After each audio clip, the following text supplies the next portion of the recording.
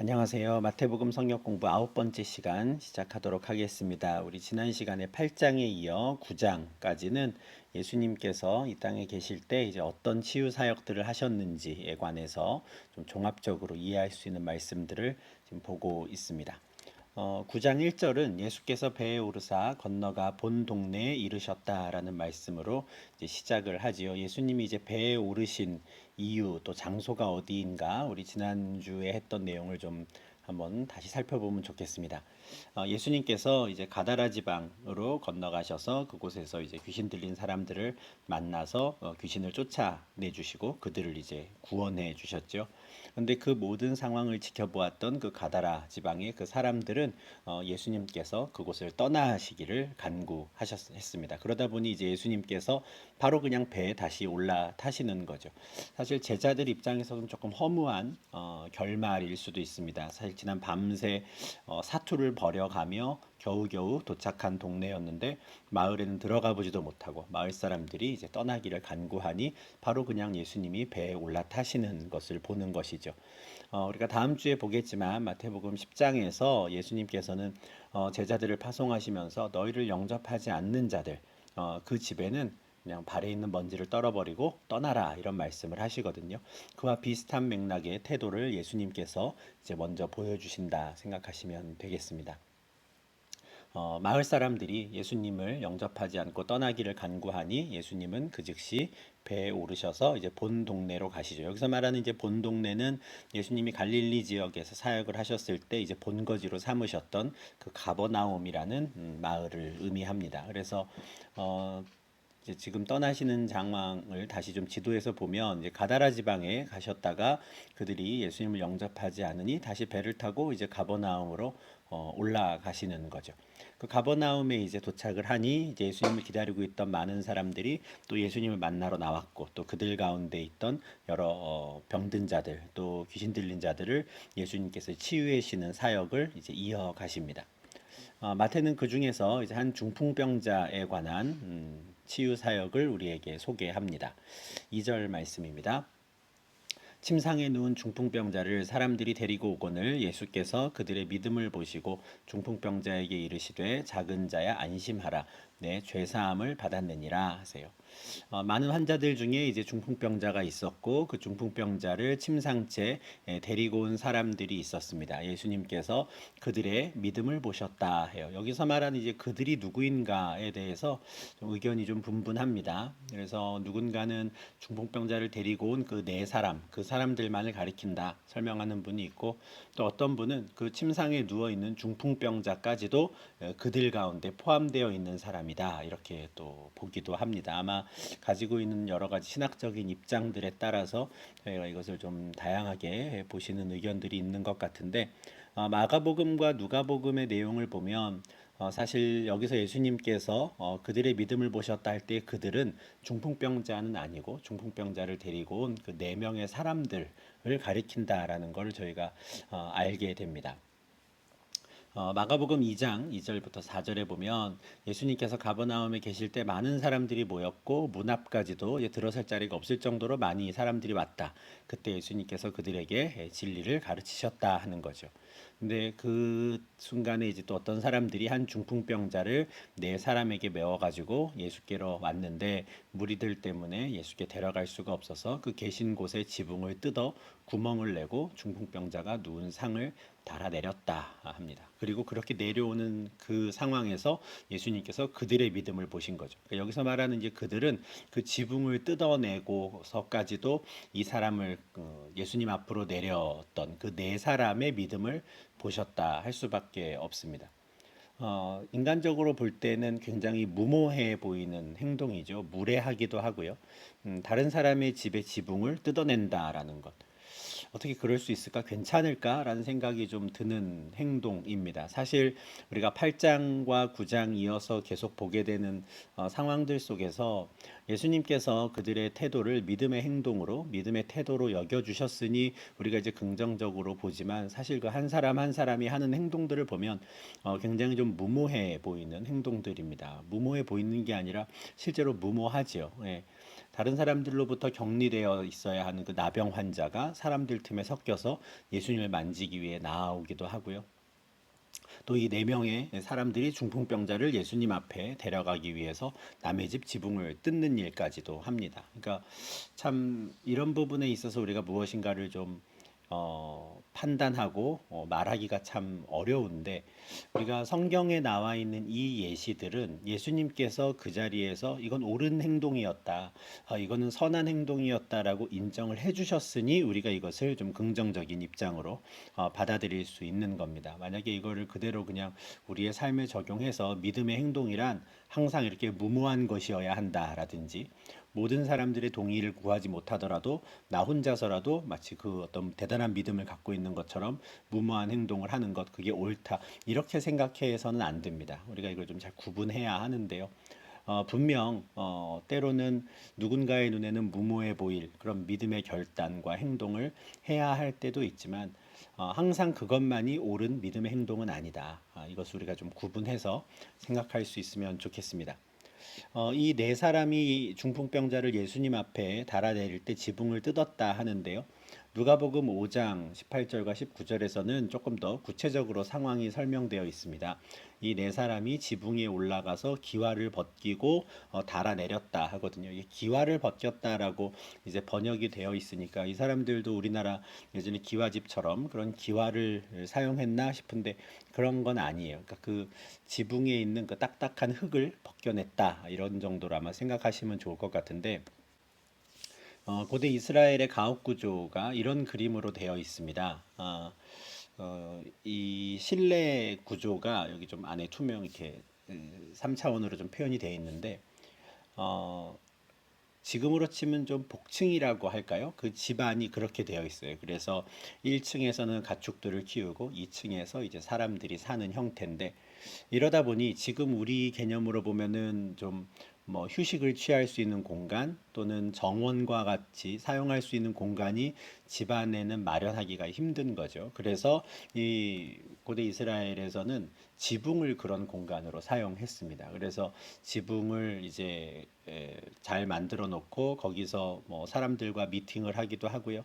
또 산책을 하기도 하고 또 다과를 나누기도 하고 또 텐트와 이걸 쳐놓고 뭐 쉬기도 하는 이런 공간으로 사용하는 것이죠. 그러다 보니 이제 좀 단단한 흙이 이제 지붕에 깔려야 하는 것이고요. 그리고 그 흙 밑에는 또 다른 건축 자재들이 이제 들어가게 되는 것이죠.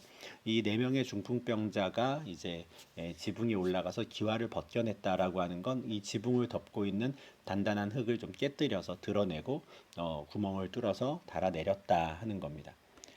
지금 보여드리는 그림에서도 보시겠지만 집에 바로 붙어서 이제 그 옥상으로 올라가는 계단이 저렇게 있거든요. 그러니까 집 입구는, 그리고 집 안은 다른 사람들로 꽉 차 있으니 이제 밖에 있는 그 계단으로 올라가서 옥상에 있는 흙을 뜯어내고 아래로 내린 것이죠. 그리고 그렇게 내려오는 중풍병자를 보면서 예수님은 이들을 달아내린 그들의 믿음을 보시는 겁니다. 그들에게는, 이 네 사람에게는 이 중풍병자가 예수님 앞에 가기만 하면 반드시 나을 것이다, 반드시 일어날 수 있을 것이다라는 확신이 있었던 거예요. 그게 믿음이죠. 우리가 8장에서 보았던 그 치유를 받았던 사람들과 같은 행동입니다. 나병 환자도 그랬고 또 백부장도 그렇고, 자기의 병 또 자기의 하인이 정말 예수님을 만나기만 하면, 내가 예수께 나아가기만 하면 그분이 나를 치유해 주실 텐데, 내 종을 치유해 주실 텐데라는 그 확실한 믿음을 가지고 행동을 했거든요. 그때 예수님께서 그 내 믿음이 너를 구원하였다라고 칭찬하시며 그를 치유해 주시죠. 같은 일을 지금 하는 겁니다. 이 네 사람은 우리가 이 사람을 예수 앞에만 보내준다면 치유해 주실 텐데라는 그 믿음을 나타내는 것이고, 예수님이 그 믿음을 보시고 치유해 주시는 거죠. 그런데 예수님께서 이 중풍병자에게 하시는 말씀은 참 우리를 곤란하게 합니다. 어떤 신학적인 입장에 따라서 많이 곤란해지는 건데, 예수님께서 이 중풍병자의 병을 그냥 고쳐주시기만 했으면 아무 문제가 없습니다. 이때까지도 하셨던 일이니까요. 그런데 갑자기 예수님이 죄사함에 대해서 말씀하신다는 거죠. 작은 자야 안심하라, 내 죄사함을 받았느니라 한단 말이에요. 누군가의 병을 고쳐주시는 것과 또 누군가의 죄를 사해 주시는 것은 좀 엄연히 차원이 다릅니다.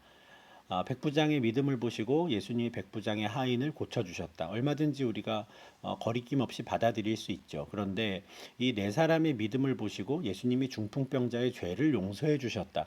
이렇게 되면은 우리가 갖고 있는 각자 자기의 입술로 믿음을 고백해야 죄 사함을 받고 우리가 의에 이를 수 있다라고 하는 그 어떤 신학적인 입장 그리고 또 다른 성경의 말씀들과 이게 충돌하는 것처럼 보이는 거죠. 그러다 보니 이제 어떤 분들은 예수께서 그들의 믿음을 보셨다 할 때 그들 가운데 중풍병자도 포함된다. 이제 이렇게 설명을 하시는 거거든요. 근데 굳이 그렇게까지 생각하지 말고 그냥 이 말씀을 그대로 받아들이면 어떤가라는 생각을 저는 좀 하는 입장입니다.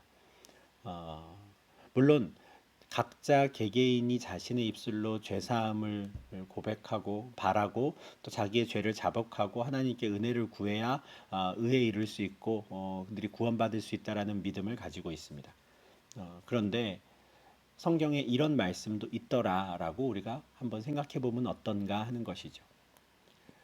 물론 이 예수님께서 말씀하시는 이 죄사함이 정말 중풍병자 개인의 죄를 말씀하시는 것인지 아니면 이 중풍병을 비롯한 다른 수많은 병들, 질병들과 심지어 죽음에 이르게 하는 그런 악한 상태, 이 타락한 세상에서 비롯되는 세상의 근원적인 죄로 말미암아 벌어지는 일, 그것에 대한 죄인 것인지 우리가 정확하게 알 수는 없지만 예수님께서 이 중풍병자의 죄사함을 선포하셨다는 것, 이거는 우리가 부인할 수가 없거든요.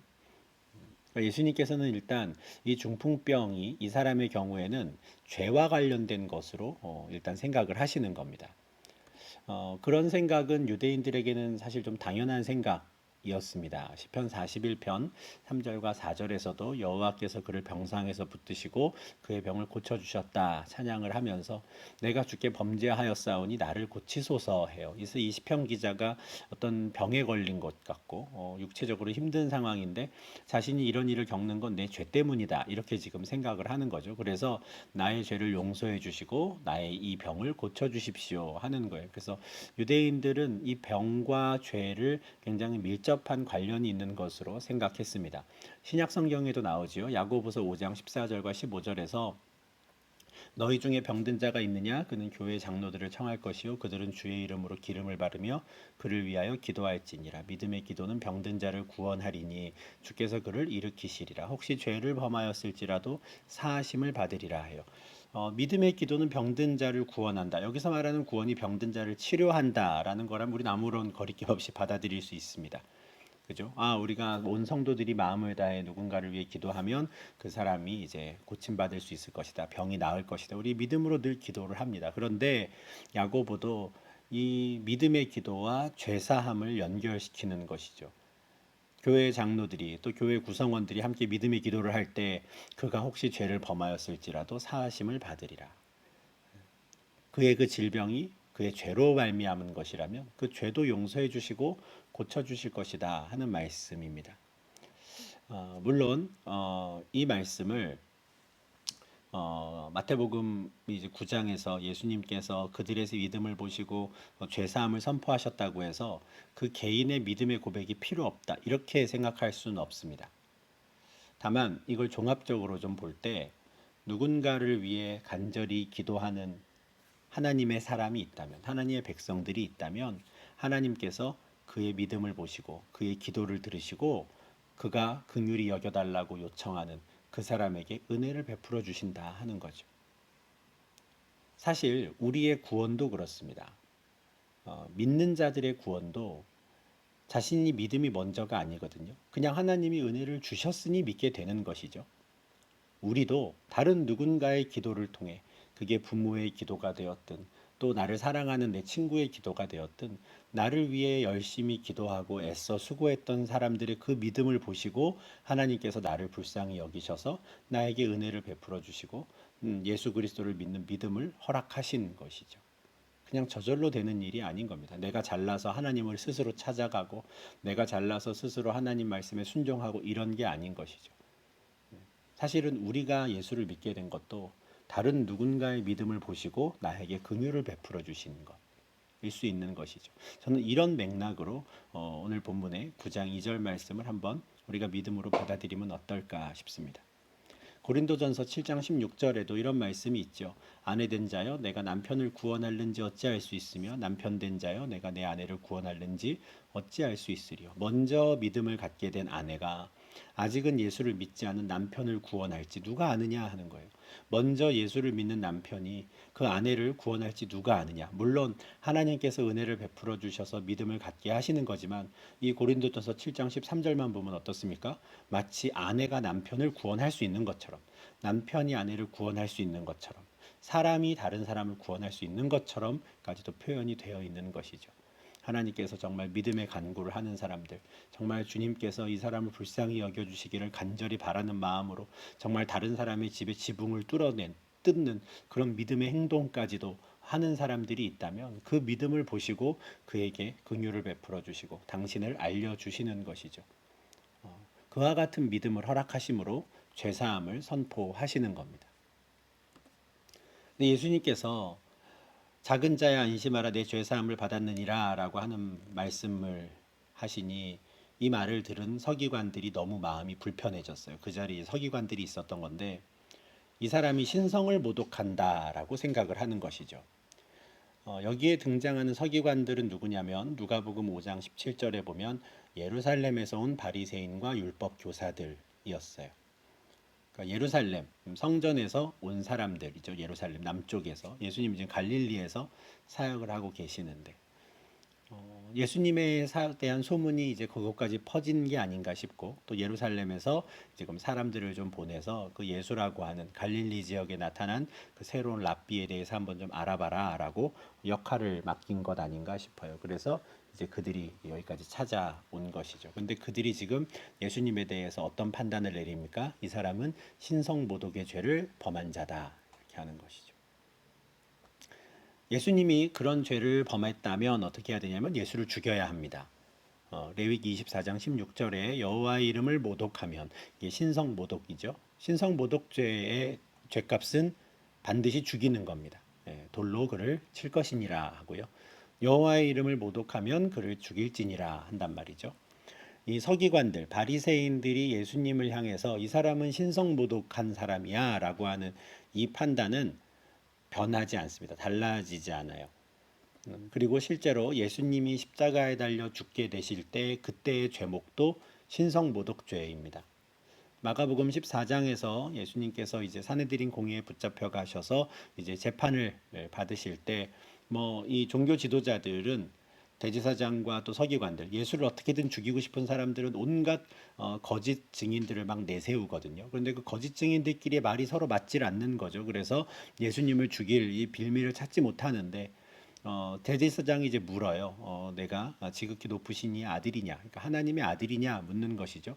그거에 대해 예수님께서 맞다, 내가 그다라고 하는 순간 대제사장이 자기 옷을 찢으며 우리가 어찌 더 증인을 요구하리요 이렇게 말한다는 거죠. 애통해하는 겁니다. 이 땅 가운데 여호와의 이름을 모독하는 자가 나타났다 이렇게 얘기를 하는 거예요. 어떻게 감히 사람이 하나님의 아들이라고 할 수 있느냐? 그 신성 모독하는 말을 너희가 들었다. 너희는 어떻게 생각하느냐? 사람들에게 묻는 거예요. 그 사내들인 공회에 있는 사람들 나름대로 율법에 정통한다 하는 사람들이거든요. 그 사람들이 왜 신성 모독죄의 죄값이 무엇인지 왜 모르겠습니까? 당연히 그를 사형에 해당하다라고 정죄하는 것이죠. 그러니까 이처럼 서기관들, 그 당시 종교 지도자들이 예수님에 대한 판단은 아주 초창기에 일찌감치 이루어졌고요. 마지막까지도 그 생각을 바꾸지 않았고 그 신성모독죄로 예수를 죽이는 것이죠. 예수님께서 죄사함을 선포하는 걸 듣고 바로 신성모독이다 한 거거든요. 그런데 그와 같은 생각이 예수님은 악하다라고 하세요. 예수께서 그 생각을 아시고 지금 이 서기관들이 속으로 했던 생각을 아시는 거죠. 그것을 아시고 이르시되 너희가 어찌하여 마음에 악한 생각을 하느냐 내 죄사함을 받았느니라 하는 말과 일어나 걸어가라는 말 중에 어느 것이 쉽겠느냐. 그들의 생각이 악하다 하세요. 그러고 질문을 하십니다.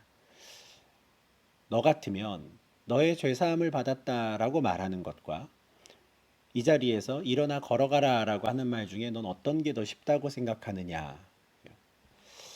자, 어렸을 때는 이 말씀이 참 이해가 되질 않았습니다. 이게 무슨 의미일까? 이 억양이 어감이 살질 않아가지고 어려웠는데 어렸을 때 제가 생각할 때는 어떻게 감히 내 입으로 다른 사람의 죄사함을 선포할 수 있을까? 이건 정말 쉬운 말이 아니지. 예수님은 하나님의 아들이시니까 그렇게 말씀하셨지. 나 같으면 일어나 걸어가라가 더 쉬운 말인 것 같다. 이렇게 생각을 했었거든요. 근데 어른이 되어서 성인이 되어서 읽어보니 그렇지 않는 것 같아요. 어렸을 때는 제가 순진했던 거죠. 많은 사람들이 보는 앞에서 내 죄사함을 받았다라고 말하는 거. 이거는 아무도 증명하라고 요구하지 않는 말입니다. 정말 그 사람이 죄사함을 받았는지 안 받았는지 당신이 어떻게 압니까? 따져 물을 수가 없어요. 그리고 증명하라고 할 수도 없어요. 하나님이 당신을 용서하셨습니다. 그 끝이에요. 그걸로. 그죠? 내가 그 사람이 정말 용서를 받았는지 안 받았는지 입증할 책임도 없고 입증할 수도 없는 그냥 말로 때울 수 있는 말이거든요. 내 죄사함을 받았느니라 이건. 그런데 일어나 걸어가라는 좀 달라요. 지금 그 자리에 집안에 사람들이 꽉 차 있는 상태에서 만약에 예수님이 일어나 걸어가라 했는데 그 사람이 가만히 누워 있으면 어떻겠습니까? 예수님은 가짜라는 게 티가 나는 거, 탄로가 나는 거죠. 그렇게 되면 아, 거짓 선지자였구나. 거짓말하는 사람이구나. 아, 뻥을 쳤구나. 이렇게 되는 거죠. 그러니까 많은 사람들이 보는 앞에서 말하기 더 쉬운 건 오히려 내 죄사함을 받았느니라인 거예요. 내용을 보면 참 무거운 말이지만 그 자리에서 말로 때울 수 있는 건 내 죄사함을 받았느니라거든요. 일어나 걸어가라는 증명해야 합니다. 그런데 예수님께서 일부러 말로 때울 수 있는 말을 먼저 하셨다는 거예요. 일부러. 왜냐하면 그렇게 해서 인자가 세상에서 죄를 사하는 권능이 있는 줄을 너희로 알게 하려 하노라 하셨기 때문에. 그리고 중풍병자가 이렇게 말씀하시죠. 일어나 내 침상을 가지고 집으로 가라.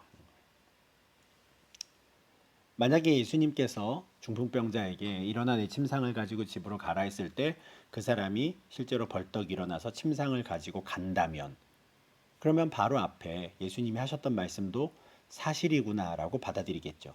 예수님께서 내 죄사함을 받았느니라라고 하셨던 것도 사실이구나. 저 사람이 정말 죄 용서를 받았구나라는 걸 확인하게 될 겁니다. 이 사람이 일어나서 간다면. 일부러 예수님은 그것을 보여주시려고 그렇게 해서 나에게 세상에서 죄를 사하는 권능이 있다는 걸 알게 해주려고 내가 일부러 죄사함을 먼저 선포했다. 이렇게 말씀하시는 겁니다. 이때 9장 6절에서 예수님이 인자라는 표현을 다시 한번 사용하시죠. 사람의 아들이라는 뜻인데 우리 지난주에도 말씀드렸지만 다니엘서 7장 13절과 14절에 인자 같으니라고 하는 그 표현이 나오기 때문에 예수님이 일부러 그 표현을 쓰셨다 말씀드렸어요. 다니엘이 보았던 환상이 뭡니까?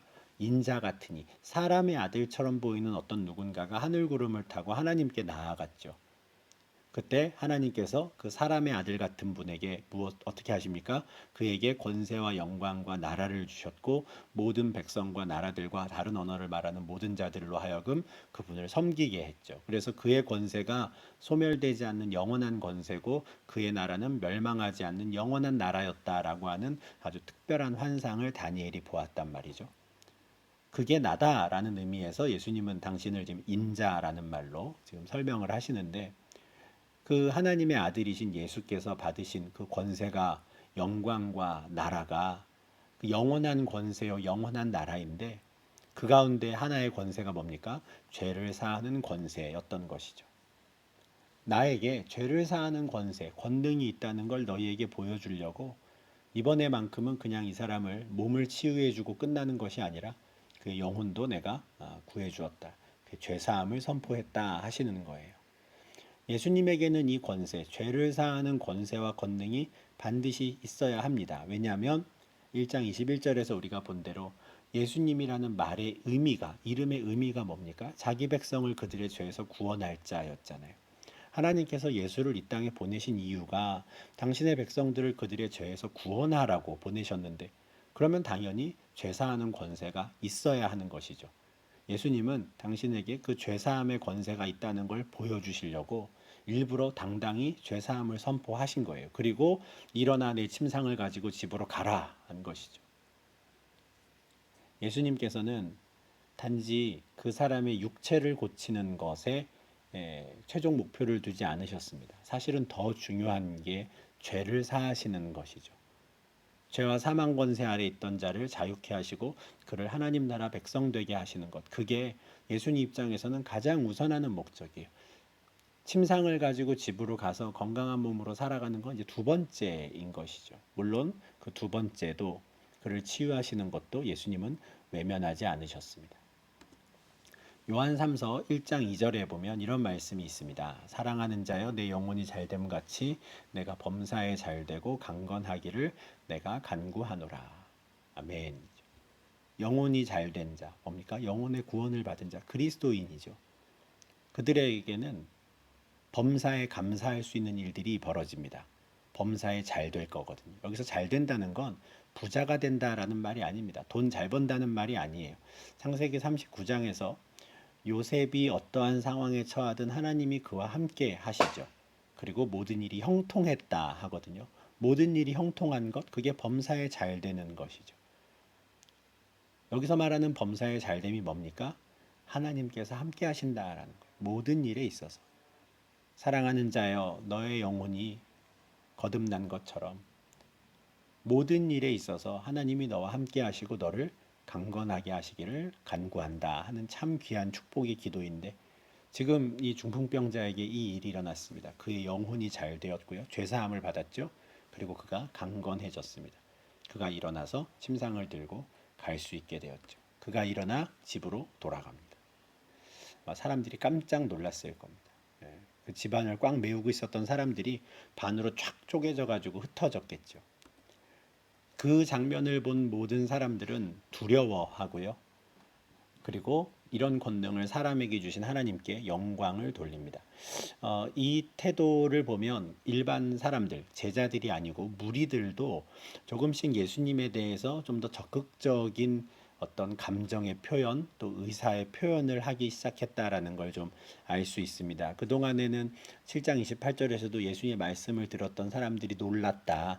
또 예수님께서 바람과 바다를 잠잠하게 하셨을 때 사람들이 놀랐다라고 하는 표현까지만 있었거든요. 근데 이제는 놀란 것을 넘어서 두려워하고, 그리고 어떻게 됩니까? 여호와를 찬양하게 되는 것이죠. 예수님께 그 죄사함의 권세가 있음을 알고는 하나님을 찬양하는 겁니다. 신성모독이라고 느끼지 않은 것이죠. 그렇게 예수님께서 이제 중풍병자를 고쳐주신 사건이 끝나고 이제 예수께서 마태라고 하는 사람을 제자로 부르신 장면이 나옵니다. 예수께서 그곳을 떠나 지나가시다가 마테라 하는 사람이 세관에 앉아 있는 것을 보시고 이르시되 나를 따르라 하시니 일어나 따르니라. 그곳, 그러니까 가버나움이죠. 그 본 동네를 떠나서 약간 마을 외곽으로 나가셨던 건데, 그곳에서 마테라는 사람을 만나시고, 이 마테는 세관에서 일하고 있는 세리였는데 그를 이제 부르시는 거죠. 이 마태복음의 저자 마태가 언제부터 또 어떻게 예수님을 만나게 되었는가를 아주 짧게 소개하는 건데, 마태는 자기가 쓴 복음서에서 이제 마태라는 이름을 쓰는데 사실 이 사람의 본래 이름은 레위였습니다. 마가복음과 누가복음에는 이 사람을 레위라는 이름으로 표현을 하거든요. 알페오의 아들 레위 이렇게 이제 됩니다. 아마도 마테라는 이름은 나중에 로마식으로 새로 지은 이름일 것으로 추정합니다. 레위는 유대식 이름이죠. 그러니까 원래 가버나움 그 어촌 마을에서 세리로 일하던 레위가 이제 예수의 제자가 되고 사도가 되어서 가나안 땅을 떠나서 이스라엘 밖을 다니며 복음을 전하게 되었을 때는 또 그 좀 로마식 이름이 필요했던 거죠. 지금 우리가 한국에서는 한국 이름을 쓰지만 외국에 나가면 이제 미국이나 영미권 같은 경우에는 특히 그 영어식 이름을 만들잖아요. 그러니까 그런 겁니다. 어, 다른 곳에 가면은 그곳에 어울리는 이름을 이제 하나씩 만드는 경우가 있는데 유대인들도 마찬가지인 거죠. 유대식 이름은 레위인데 그 로마식 이름으로 마테라는 이름을 이제 짓는 겁니다. 아마도 예수님께서 또 지어주셨던 이름이 아닐까 우리가 좀 추정해 볼 수도 있는데, 이처럼 로마식 이름과 유대식 이름을 둘 다 쓰는 사람들이 성경에 간혹 나옵니다. 마가복음의 저자이죠. 이 마가도 로마식 이름이고요. 이 사람의 원래 유대식 이름은 요한입니다. 이 사람도 예루살렘 사람인데 요한이란 이름으로 살다가 바나바와 바울과 함께 안디옥 교회에 가게 되고 나중에 전도 여행에도 참여하게 되면서 이방인들을 만나게 되니 이제 로마식 이름으로 마가라는 이름을 쓰는 거죠. 바울도 마찬가지입니다. 사도행전 13장 9절에 보면 바울이라고 하는 사울 이렇게 돼요. 아마도 사울 같은 경우에는 나면서부터 이 로마식 이름과 유대식 이름을 둘 다 갖고 있지 않았을까 싶습니다. 왜냐하면 이 사울은 본토 사람이 아니라 길리기아 다소 사람이고 교포 유대인이었기 때문에 처음 태어날 때부터 이방인들과 로마 제국 사람들과 함께 살아야 하기 때문에 로마식 이름으로 아마도 바울 그리고 유대식 이름으로 사울이라고 하는 이름을 사용했던 것 같습니다. 이처럼 이제 두 이름을 같이 쓰는 사람들인데 마태도 그러했다. 그런데 이제 마태는 정작 자기 복음서에서는 레위보다는 마태라는 이름을 선호했다는 거죠. 그러니까 이 마태복음이 유대인들에게 쓴 책이기는 하지만 헬라어를 사용하는, 그러니까 본토 히브리어를 쓰는, 아람어를 쓰는 유대인이 아니라 헬라어를 쓰는 교포 유대인들을 대상으로 이제 기록한 복음서이기 때문에 자기의 이름도 유대식 이름이 아니라 로마식 이름을 쓴 것이죠. 예수님께서 이 마태가 세관에 앉아 있는 것을 보셨을 때 나를 따르라 하셨다는 거고요. 그 말씀을 듣고 마태가 일어나 따랐습니다. 마태복음 4장에서 예수님이 베드로와 안드레, 야고보, 요한을 부르셨을 때와 같은 일이 다시 벌어진 거죠. 마태에게 나를 따르라 하시니 그가 따릅니다. 베드로와 안드레 같은 경우에도 예수님이 나를 따르라 했을 때 그물을 버려두고 따르거든요. 요 4장 말씀에서도 그때 설명을 드렸지만 사실 마태복음만 보면 예수님께서 처음 베드로와 안드레를 만나갖고 그냥 나를 따라 했을 때 이들이 주저하지 않고 따른 것처럼 보이지만 사실은 그렇지 않았다는 것을 좀 말씀을 드렸습니다. 요한복음 1장 40절과 41절에 보면 원래 이 베드로와 안드레 중에 안드레는 세례 요한의 제자였고요. 세례 요한과 함께 있다가 세례 요한이 예수님이 지나가시는 걸 보고 저 사람이 바로 하나님의 어린 양이다 가르쳐 주죠. 그래서 그런 요한의 말을 듣고 이제 안드레가 예수를 따르기 시작합니다. 그리고 예수를 따르던 중에 이제 안드레가 자기 형한테 말하는 거죠. 시몬에게 우리가 메시아를 만났다. 알려주는 겁니다. 그래서 그때부터 아마도 베드로와 안드레는 시간이 날 때마다 예수님을 따라다니며 예수님 말씀을 듣고 치유 사역도 같이 보고 했을 거예요. 그러다가 예수님이 나를 따르라 하시니 그들이 그물을 버려두고 따른 것이죠. 마태에게도 그런 비슷한 시간이 있었을 것이다 우리가 생각을 합니다. 물론 이 베드로와 안드레와 같이 이렇게 아주 구체적으로 상황이 나와 있는 것은 아니지만 이 마가복음 2장 14절에 보면 예수님께서 바닷가에 나가셨을 때 레위가 세관에 앉아 있는 것을 보셨다 하는 표현이 있거든요. 오늘 마태복음에는 그곳을 떠나 이렇게만 돼 있어요. 그러니까 가버나움 성읍을 떠나서 바닷가 갈릴리 호숫가로 갔을 때 거기 세관에 레위가 있는 것이죠. 아마도 이 레위, 그러니까 이제 로마식 이름으로는 마테라고 하는 이 세리가 했던 일은 아마도 가버나움 그 바닷가에서 어업을 하는 사람들에게 좀 세금을 걷는 통행세를 걷기도 하고 또 수입에 대한 또 세금을 걷기도 하고 했을 텐데 그 일을 하는 사람이 아니었을까 하는 것이죠. 그리고 이 바닷가는 어떤 바닷가입니까? 예수님께서 많은 사람들에게 계속해서 말씀을 가르쳐 왔던 그 가버나움의 갈릴리 바닷가인 것이죠. 그러면 자연스럽게 마태도 예수님에 대해서 알고 있었을 것이고 또 그도 예수님이 하시는 말씀도 듣고 예수님의 사역도 볼 수 있지 않았을까 추정할 수 있습니다. 그런 상황 속에 예수님께서 마태에게 나를 따르라 하시니 마태가 선뜻 따르게 된 것이죠. 앞에 제자들은 그물을 버려두고 또 배와 아버지를 버려두고 따랐는데 마태는 사표를 내고 따랐을 겁니다. 더 이상 자신은 나중에 세관으로 돌아올 수 없다는 걸 알았을 거예요. 예수를 따라가면. 그러나 그는 주저하지 않고 사표를 던지고 예수를 따른 것이죠. 예수님께서는 이제 마태를 제자로 맞이하시고는 제일 먼저 하신 게 마태의 집에 들어가서 함께 식사를 하시는 거였어요. 마태는 세리였기 때문에 당연히 그 식사에 마태는 자기 친구들, 동료들을 초대했는데 그들이 다 이제 세리들인 거죠. 그리고 그들은 종교 지도자들이 그리고 일반적인 유대인들이 볼 때 죄인들이었어요. 그런데 예수님이 그들과 함께 앉아서 식사를 하시는 거죠. 아마 굉장히 못마땅한 일이 이제 벌어지는데 예수님은 사실 크게 아랑곳하지 않으십니다. 세이 집에서 함께 음식을 잡수시는 거. 바리새인들이 세워놓은 그 규칙에 따르면 그 죄인들과 함께 식사를 하니 예수도 이제는 죄인이다, 부정하다 이렇게 될 거거든요. 그러나 예수님은 상관하지 않으셨습니다. 다른 병을 치유하실 때와 똑같은 태도를 보이신 거죠. 나병 환자를 치유하실 때도 어땠습니까? 손을 내밀어 굳이 그에게 손을 대셨죠. 같이 부정해지셨잖아요. 같이 부정해지신 상태에서 그를 이제 정하게 하셨는데 마찬가지인 겁니다. 사람들이 손가락질하는 그 죄인들, 그 세리들과 함께 식사하심으로 똑같아지신 거죠. 같이 부정해지시고 같이 죄인이 되시는 겁니다. 그리고 그들로부터 거기서 건져내시는 거죠. 근데 이 모습이 이제 바리새인들의 눈에는 아주 거슬리는 겁니다. 그래서 바리새인들이 보고 그의 제자들에게 이르되 어찌하여 너희 선생은 세리와 죄인들과 함께 잡수시느냐 해요. 바리새인들이 책망하는 거죠. 어찌하여 너희 선생은 뭐이 모양이냐, 이런 뉘앙스입니다. 우리가 계속 이제 마태복음을 이제 볼 때 이 바리새인들 종교 지도자들이 예수님을 자꾸 비난해요. 그러면서 왜 이건 이렇게 하냐, 저건 저렇게 하냐, 자꾸 뭐라 하거든요. 근데 그런 걸 보다 보면 마치 예수님께서 율법을 굉장히 많이 어긴 것처럼 우리가 좀 생각이 들 때가 있습니다. 예수님은 율법을 초월하신 하나님의 아들이니까 그냥 그런 정도의 율법은 좀 어겨도 되셨나 보다. 그런데 사람이 보기에는 탐탁치 않았겠지. 우리가 이런 식으로 생각을 많이 하게 되는 경향이 있는데 사실 그렇지 않습니다. 예수님은 1.1획도 율법을 어기시지 않으셨어요. 예수님이 이 땅에 오신 목적도 5장 17절에서 율법을 폐하러 온 게 아니라 완전하게 하러 왔다 이러셨잖아요. 예수님은 율법을 어기신 적이 한 번도 없습니다. 그러면 왜 바리새인들이나 다른 종교 지도자들이 자꾸 예수님이 뭘 어겼다 그러고 왜 책망을 하느냐? 자기들이 만든 규칙을 따르지 않는다는 그게 마음에 안 드는 거예요. 자기들 딴에는 이렇게 저렇게 하는 게 율법을 잘 지키는 거야 라고 해서 자기들의 규정을 만들어 놨거든요. 안식일엔 이렇게 해야 되고 저건 하면 안 되고. 근데 예수님은 그걸 다 무시해 버리는 거예요. 율법을 지키시는데 사람이 만든 규칙은 무시하시는 거죠. 안식일을 기억하여 거룩히 지키는 것.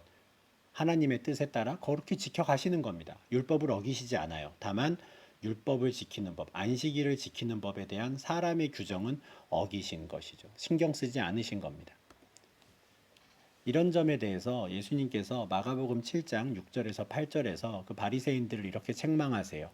이사야가 너희 외식하는 자에 대하여 잘 예언하였도다. 기록하였으되 이 백성이 입술로는 나를 공경하되 마음은 내게서 멀도다. 사람의 계명으로 교훈을 삼아 가르치니 나를 헛되이 경배하는도다 하였느니라. 너희가 하나님의 계명은 버리고 사람의 전통을 지키느니라. 이렇게 자기들이 만든 규칙을 열심히 지키면서 우린 하나님 말씀을 잘 지킵니다 라고 말하는 사람들, 그 사람들 위선자라고 하시는 거예요. 외식하는 자라고 하는 거죠. 그들은 사람의 계명을 가르치는 사람들이지 하나님의 계명을 가르치지 않는다는 거예요. 그들은 하나님의 계명은 버리고 사람의 전통을 지키는 자들이다. 지금 그 당시 바리새인들이 딱 그랬던 것이죠. 이 마태와 같은 죄인들 또 세리들과 함께 식사하시는 것도 마찬가지인 거예요. 자기들이 만들어 놓은 규칙이에요. 저 사람들이랑 밥 먹으면 너도 죄인이야. 저 사람들이랑 밥 먹으면 너도 뭐 부정한 사람이야. 이런 거. 네. 근데 그거 신경 쓰지 않으시는 겁니다.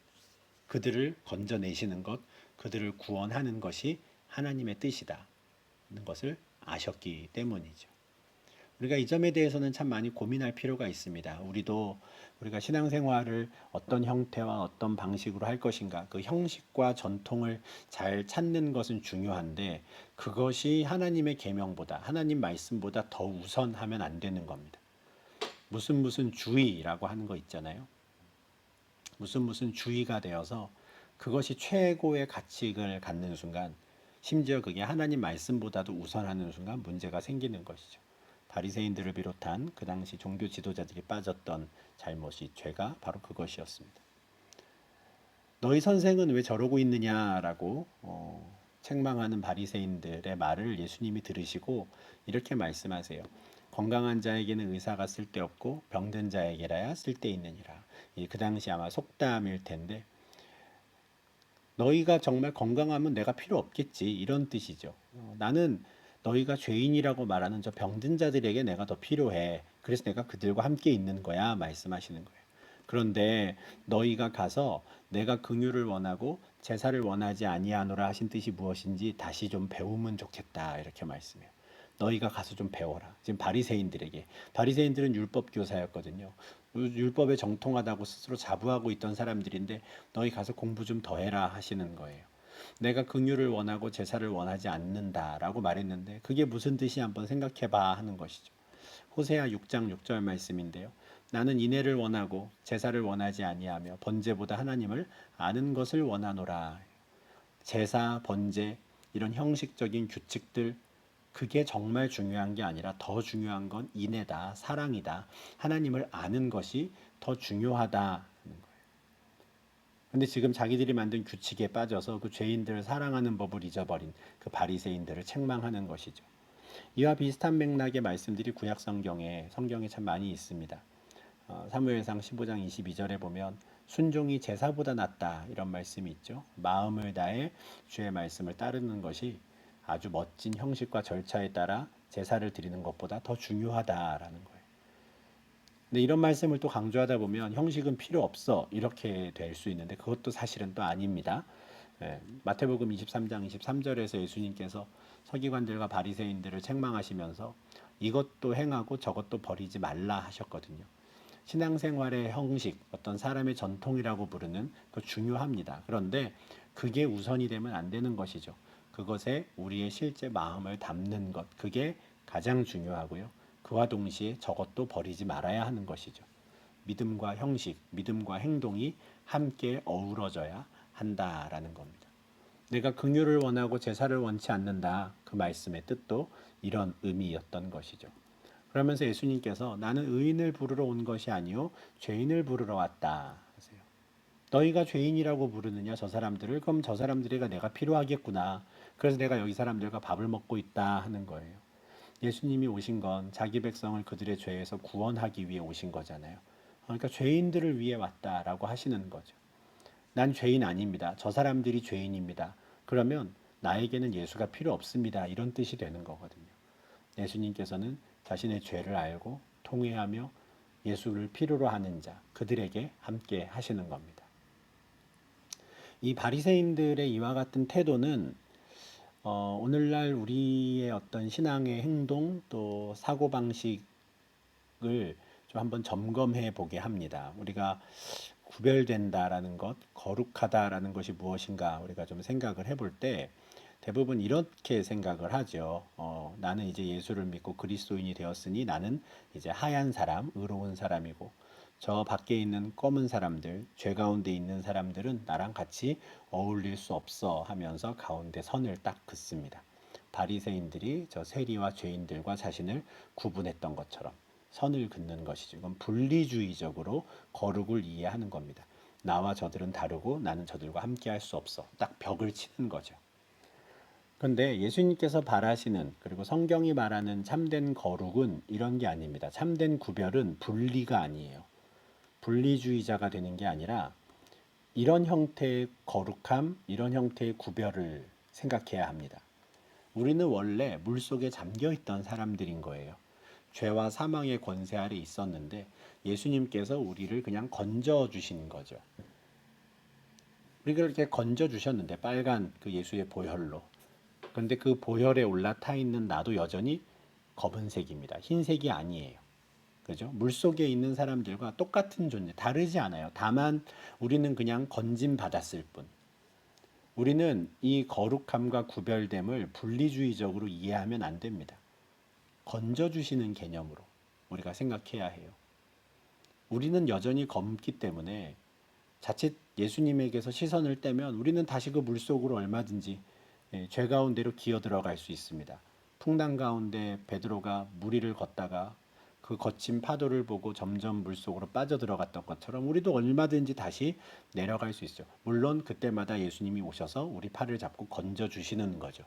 그렇게 해서 우리가 구별된 자가 그냥 되는 것이지 내가 다른 사람들과 다르기 때문에 내가 철벽을 쳐야 하고 선을 그어야 하고 분리주의자가 되면 안 되는 거죠. 분리주의자는 자신을 우월하게 생각하는 교만한 자가 될 가능성이 굉장히 높습니다.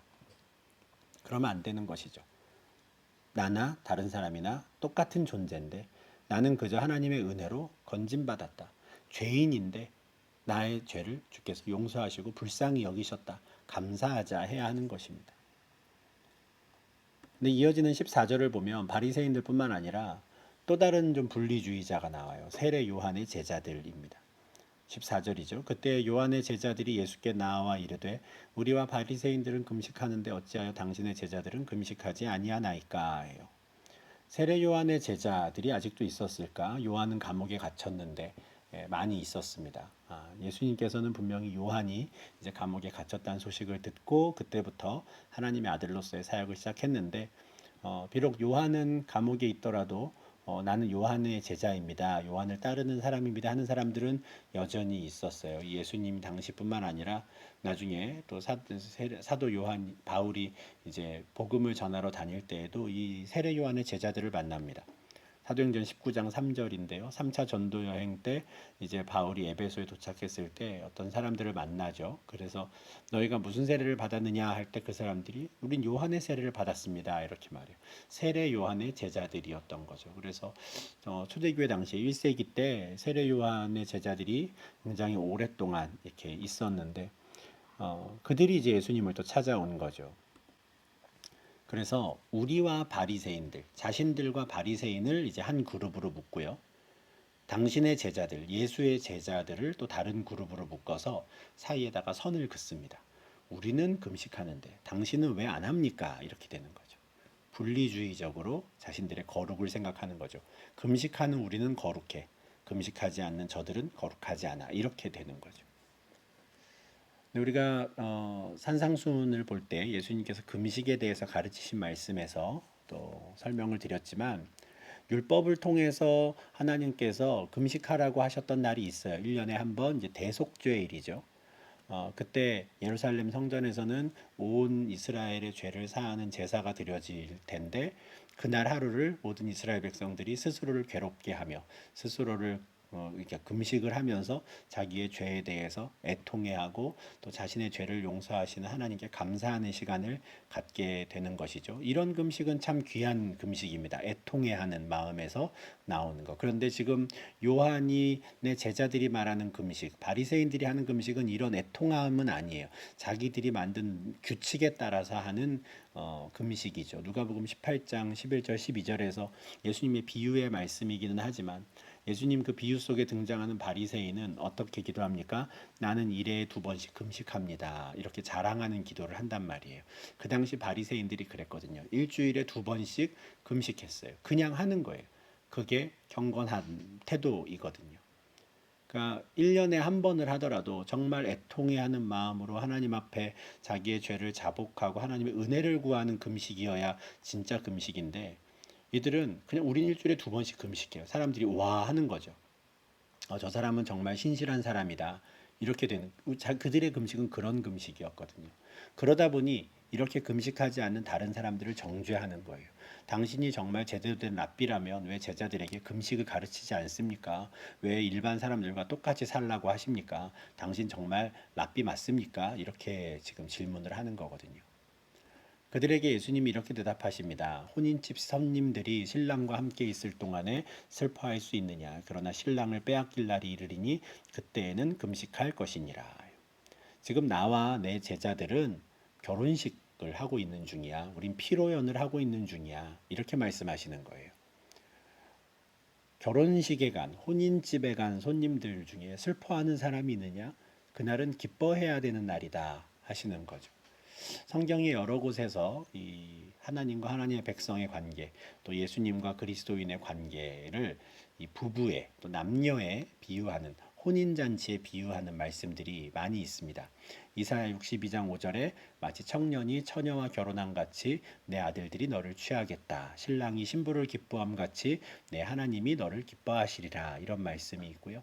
또 요한계시록 19장 7절에서는 예수 그리스도가 하나님의 백성들과 함께 있는 그 상황을 어린 양의 혼인잔치에 표현을 하죠. 이처럼 지금 예수님께서도 지금 제자들과 함께 있는 이것을 우리의 피로연으로 또 결혼식으로 생각을 하시는 거예요. 그러니 금식을 할 필요가 없죠. 금식은 슬퍼하고 애통하는 자들이 하는 것이거든요. 근데 지금은 그렇게 하는 게 아닌 겁니다.